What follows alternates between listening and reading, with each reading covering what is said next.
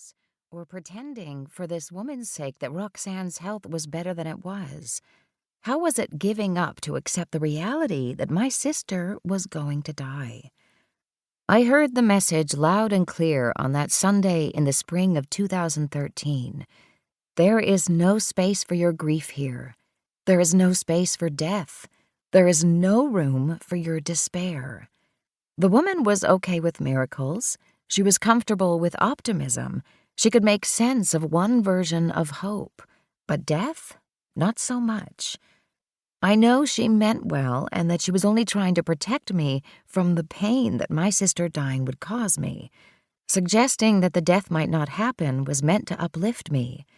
But in that moment, I needed space for a pain that wasn't going anywhere anytime soon.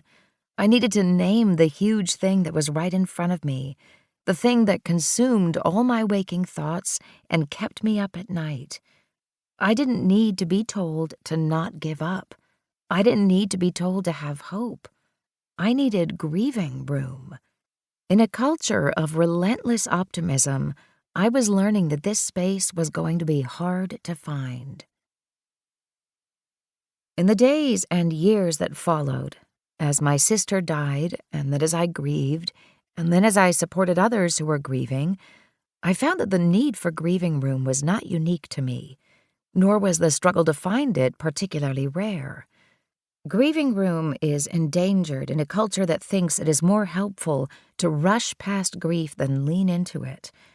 The message a lot of grieving people hear is similar to that one statement I heard in a church lobby from someone who wanted to help me. Your sister is dying? Don't say that.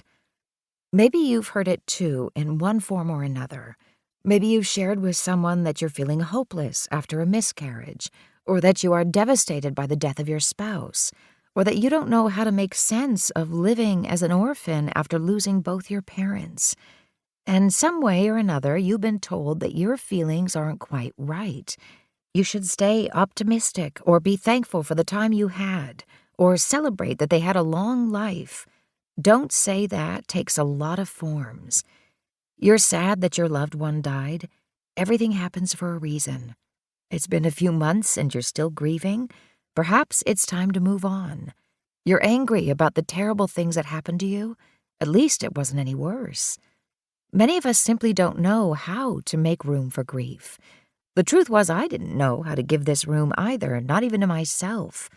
I learned about grieving room as I grieved. I learned it at my sister's deathbed. I learned it on long nights of wailing for my sister and a life cut short. I learned it as I mourned for a person I loved in the months and years after she died. Through this, I discovered what it meant to give grieving room to others. My job as a pastor puts grieving people in my life all the time, and I see now what they most need is exactly what I did: space for their grief. I'm learning to give grieving room at gravesides and funeral homes, in my office over a dwindling box of Kleenex, or in a widow's overly warm living room as she laments the loss of a husband of 60 years. Over and over, I sit with people trying to make sense of their grief. People who don't need me to fix or rush or heal them. They need me to help them give their grief room.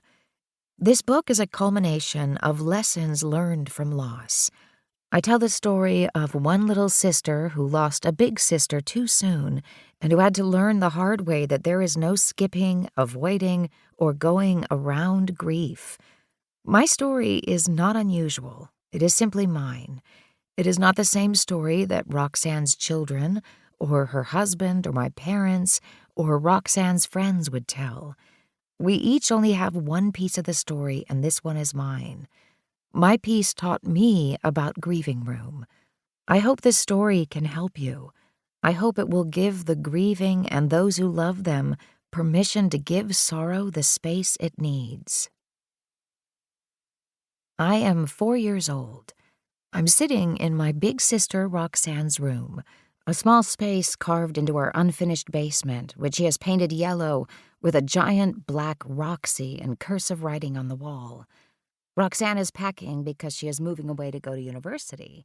She explains that she will come and visit, of course.